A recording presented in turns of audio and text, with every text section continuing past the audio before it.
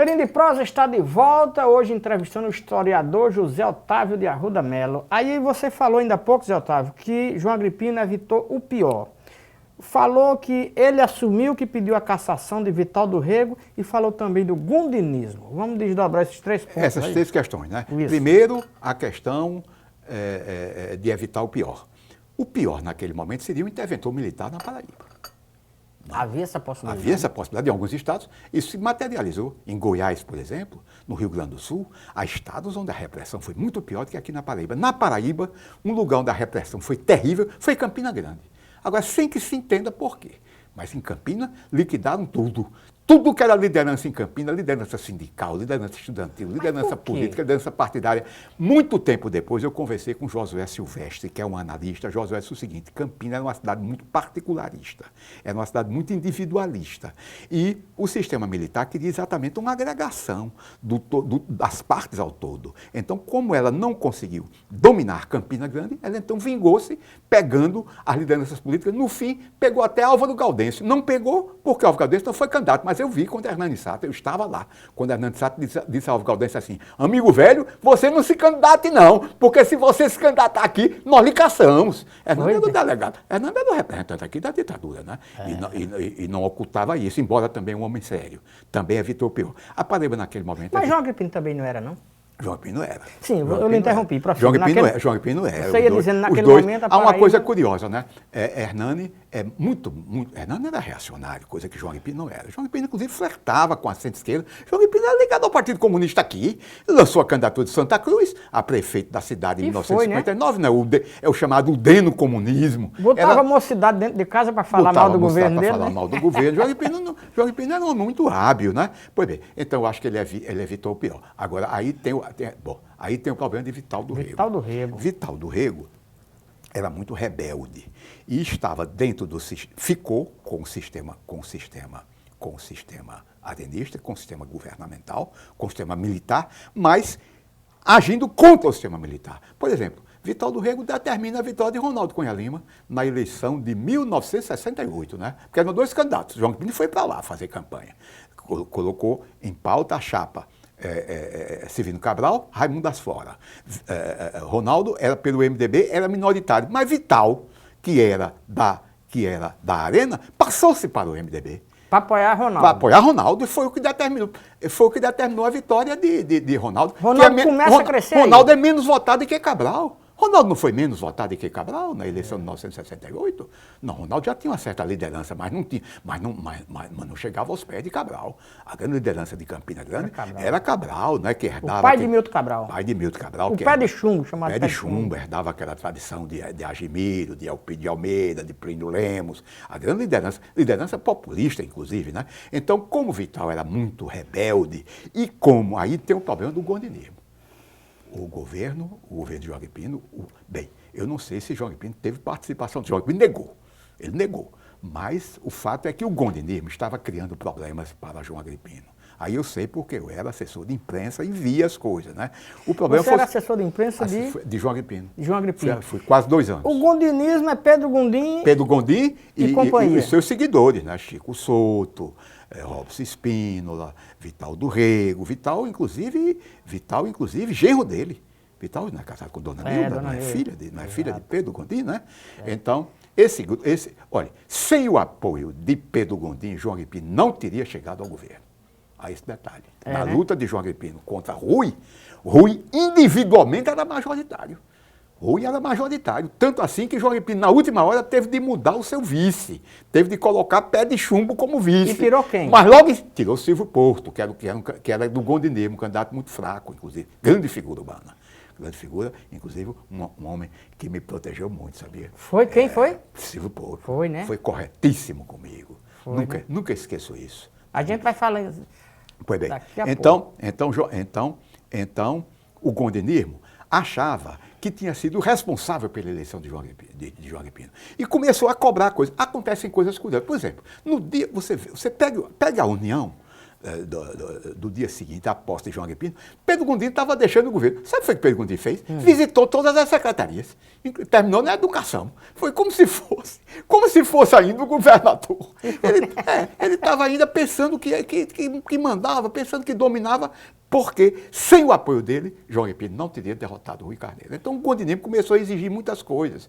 E o Gondinemo tinha o rabo preso no plano administrativo. Pedro Gondim tinha feito umas coisas que dificultavam muito o governo de João Agripino. Por exemplo? Por exemplo, tinha transformado os cargos comissionados de provimento efetivo.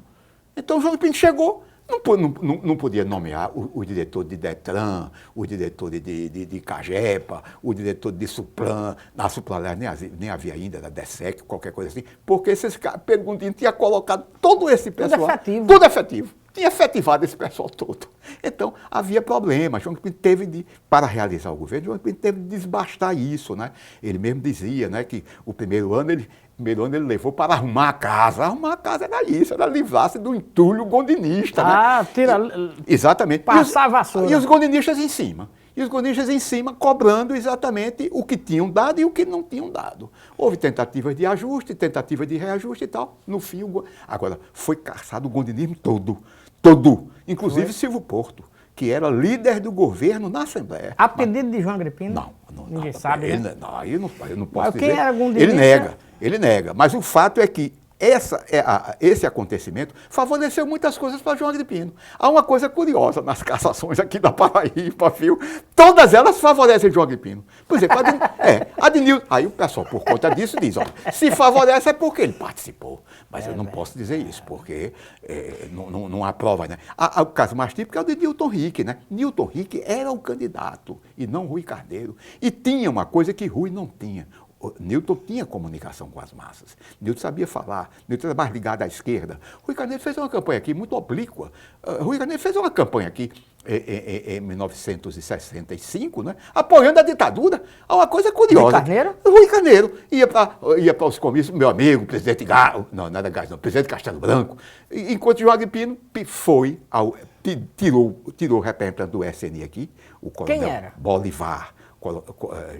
O general Bolivar, que estava perseguindo os estudantes. Os estudantes eram favoráveis a João Agripino. Bolivar em cima, perseguindo os estudantes. João Agripino foi e conversou duas coisas com o Castelo. Primeiro, para tirar Bolivar, para deixar os estudantes livres para apoiar a sua candidatura. Segundo, ter o direito de 68? 65, a eleição de 65. Ter o direito de combater a revolução. Aí ficou essa coisa meio contraditória aqui. Tanto que Rui Carneiro ganharia aqui por 10 mil votos, terminou ganhando por 200 votos, aí perdeu a eleição. Como é que os estudantes tinham essa admiração por João Agripino, se ele era um cara ligado ao regime? Qual era o... Por que isso? João Agripino era ligado ao regime, mas João Agripino tinha tido participações muito efetivas em prol da estudantada. João Agripino tinha passado pelo Ministério das Minas e Energia de Jânio Quadros, lutou contra as grandes empresas, ele era nacionalista. Em suma, João Agripino tinha um projeto de poder. João Agripino tinha coisas na cabeça, coisa que o Rui não tinha. Rui não tinha. Rui chegava para falar. Rui foi uma conferência no Liceu, foi um desastre. Ele ficou o tempo todinho, meus amigos, sou escravo branco do meu povo. O Rui era muito vazio. Era uma grande figura humana. Mas isso não bastava numa eleição daquele tipo, né? Você acaba de lançar um livro, A Revolução Estatizada. O que é esse livro? É um livro novo? É um livro já... Não, é a terceira edição de um livro que procura uma visão inteiramente nova para a Revolução de 30. A Revolução de 30 esgotou-se muito aqui porque obteve espaço através de veios econômicos sociais ou pessoais, há uma visão muito personalista de colocar João Pessoa como homem que faz milagres, como Hércules, que limpa as estribarias de Álgias. Eu fugia disso. A minha visão é uma visão institucional. Eu procuro mostrar que João Pessoa contribuiu para a Revolução de 30 através do tipo de governo que ele realiza, que é um governo que arrecada, que arrebata as funções que estavam nas mãos dos coronéis. Em suma, o Estado, quando João Pessoa assumiu, com sua Suassuna tinha deixado de existir, porque as funções básicas do Estado, que são funções de arrecadação,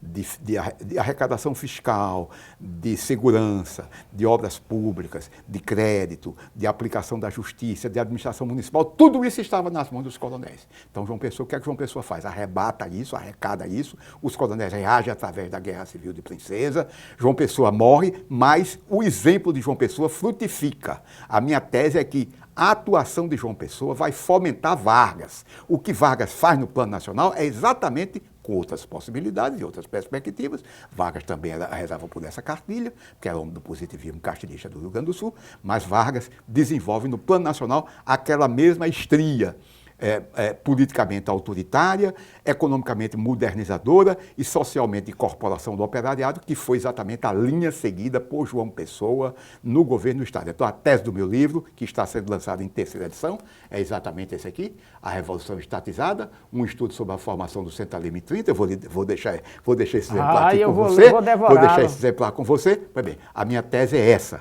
é de que a contribuição de João Pessoa não se verifica com a morte dele, mas com a vida, através do tipo de administração que ele realiza, que vai ser levada por Vargas ao plano nacional.